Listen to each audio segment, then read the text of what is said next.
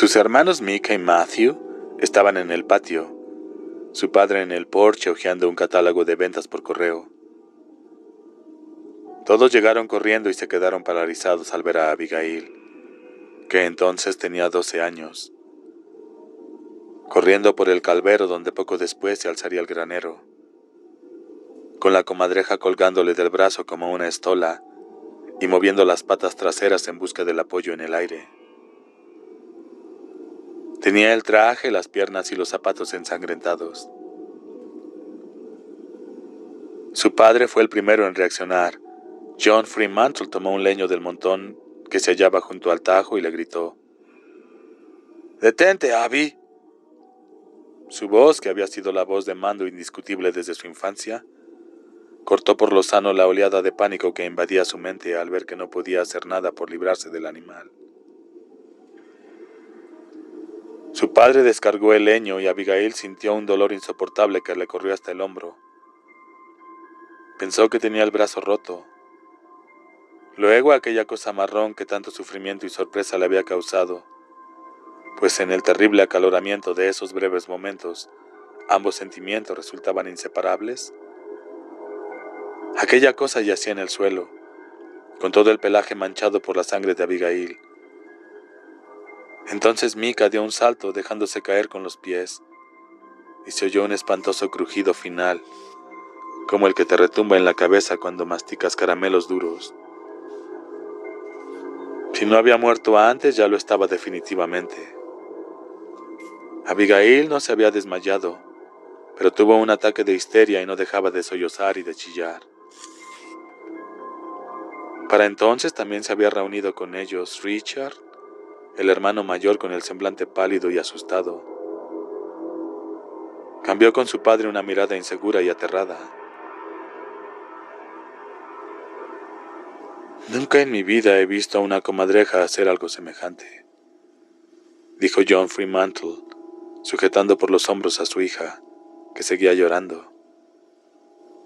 «Gracias a Dios que tu madre estaba arriba, en el camino con los chícharos». «Tal vez estuviera», empezaba a decir Richard. «Tú cierra la boca», le interrumpió su padre. El tono de su voz era a un tiempo frío, furioso y asustado. Y vaya si Richard cerró la boca. La cerró tan deprisa y con tal fuerza que Abby pudo oír el chasquido.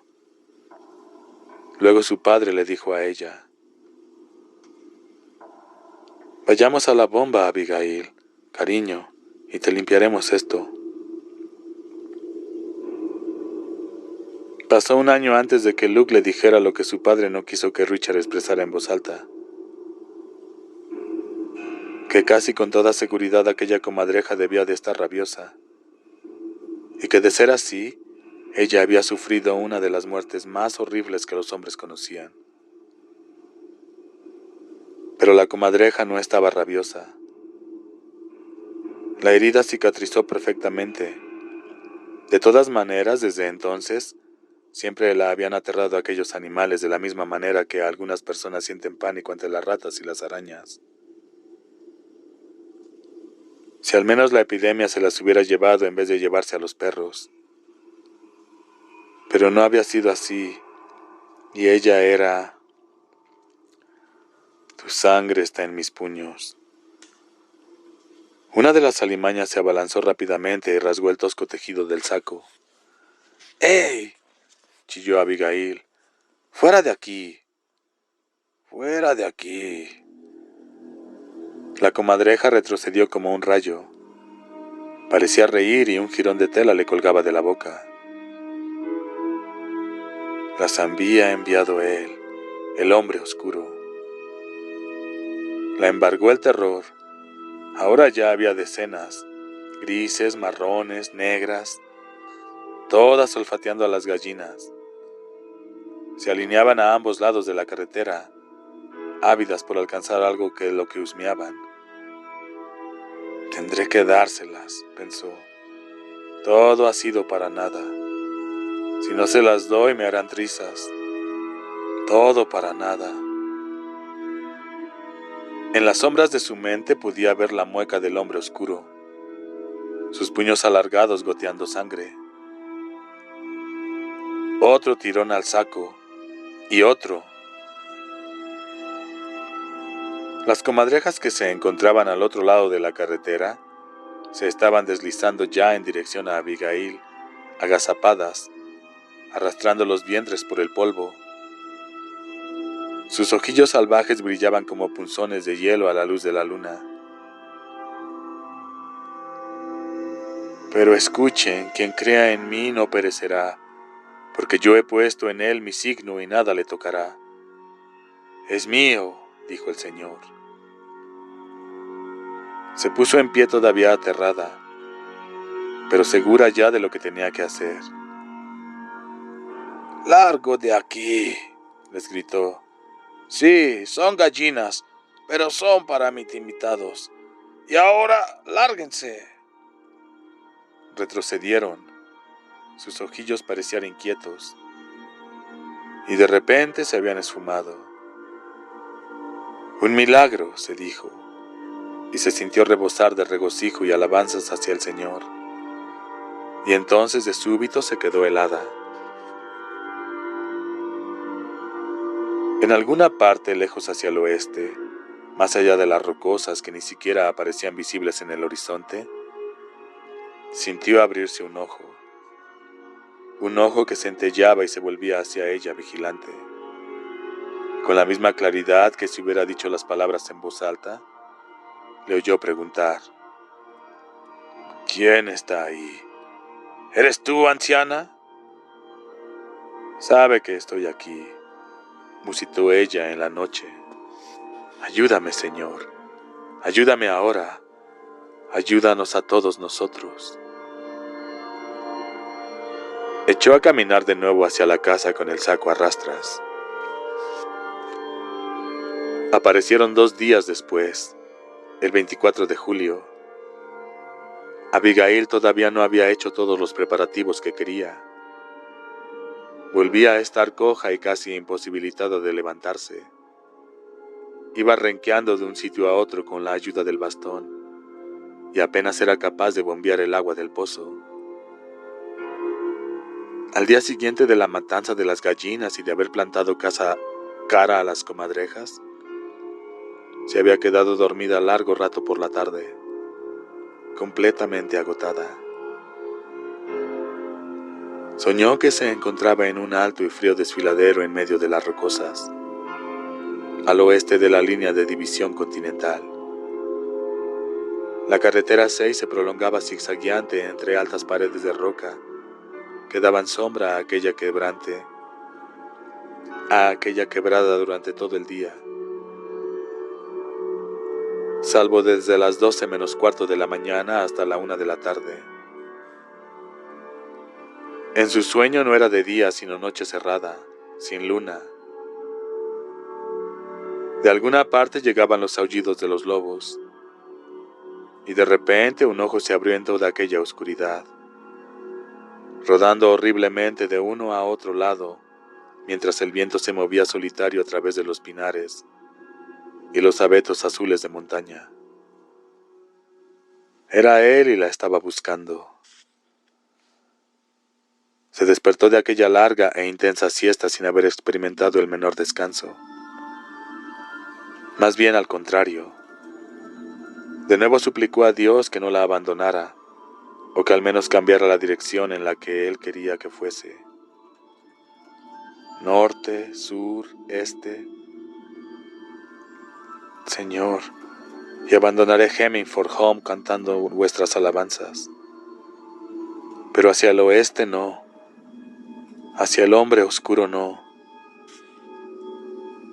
Las rocosas no son obstáculo suficiente entre él y nosotros, ni los Andes lo serían.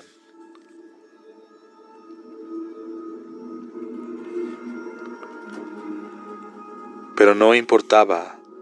Tarde o temprano, cuando aquel hombre se sintiera lo bastante fuerte, iría en busca de quienes le ponían resistencia. Si no ese año, al siguiente. Los perros habían sido exterminados por la epidemia, pero quedaban los lobos en las tierras altas de las montañas, dispuestos a servir el trasgo de Lucifer. Y no solo le servirían los ojos, y no solo le servirían los lobos. En la mañana del día en que finalmente llegaron sus invitados, Abigail empezó a las 7 de la mañana a recoger leña. 2 troncos cada vez hasta que la estufa quedó encendida y la leñera llena. Dios la había favorecido con un día frío y nublado, el primero en muchas semanas. Probablemente habría lluvia al caer la noche. Al menos así lo decía la cadena que le habría roto. Al menos así le decía la cadera que se le había roto en 1958. Lo primero que hizo fue hornear sus tartas utilizando el relleno en conserva que tenía en las estanterías de su alacena. Y el ruibarbo y las fresas del jardín. La cosecha de fresas acababa de empezar, gracias a Dios, y era bueno saber que no iban a desperdiciarse. Cocinar le hacía sentirse mejor, porque cocinar era vida. Un pastel de arándanos, 2 de fresas y ruibarbo y 1 de manzana. Un pay de arándanos, 2 pais de fresa, un par de ruibarbo y 1 de manzana. Aquella mañana se percibía intensamente su aroma en la cocina. Los colocó en los alféizares para que se enfriaran, según la costumbre de toda la vida. Había hecho la mejor pasta que le fue posible, aunque resultara difícil sin huevos frescos. Claro que habría podido tomarlos en el gallinero, así que la culpa era solo suya. Pero con huevos o sin ellos, la pequeña cocina con su accidentado suelo y su linóleo raído, olía aquella mañana a pollo frito. Como ya hacía mucho calor dentro, salió renqueando al porche para leer su lección diaria y utilizó su último ejemplar de Upper Room para abanicarse la cara. Los pollos resultaron de los más apetitosos.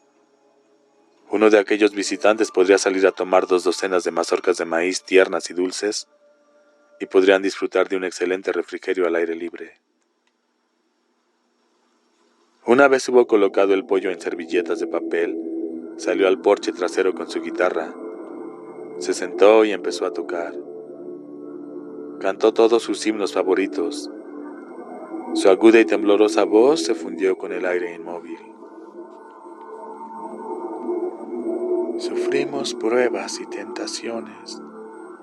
Nos abruma una carga de preocupaciones.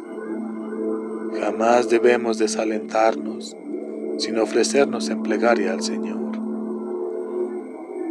La música le sonaba muy bien, aun cuando el oído le fallara hasta el punto de no estar nunca segura de tener afinada la guitarra. Así que tocó otro himno y luego otro y otro. Se preparaba a atacar We Are Marching to Zion cuando oyó el ruido de un motor acercándose por County Road. Dejó de cantar, pero sus dedos siguieron pulsando las cuerdas en actitud ausente al tiempo que ladeaba la cabeza y escuchaba. Ya llegan. Sí, Señor, encontraron bien su camino. En aquel momento ya podía ver la polvareda que levantaba la furgoneta al abandonar el asfalto y entrar en el polvoriento sendero y acababa delante de su patio. La embargó una excitación que despertó su espíritu hospitalario. Se sintió contenta por haberse puesto lo mejor que tenía. Puso la guitarra entre sus rodillas y se protegió los ojos con la mano, aunque seguía sin haber sol.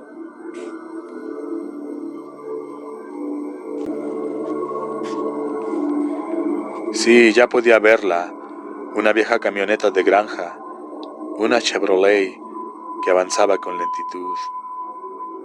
El vehículo iba lleno, 4 personas al parecer apretujadas. De lejos veía muy bien a pesar de sus 108 años, y 3 más en la caja, en pie y mirando por encima de la cabina.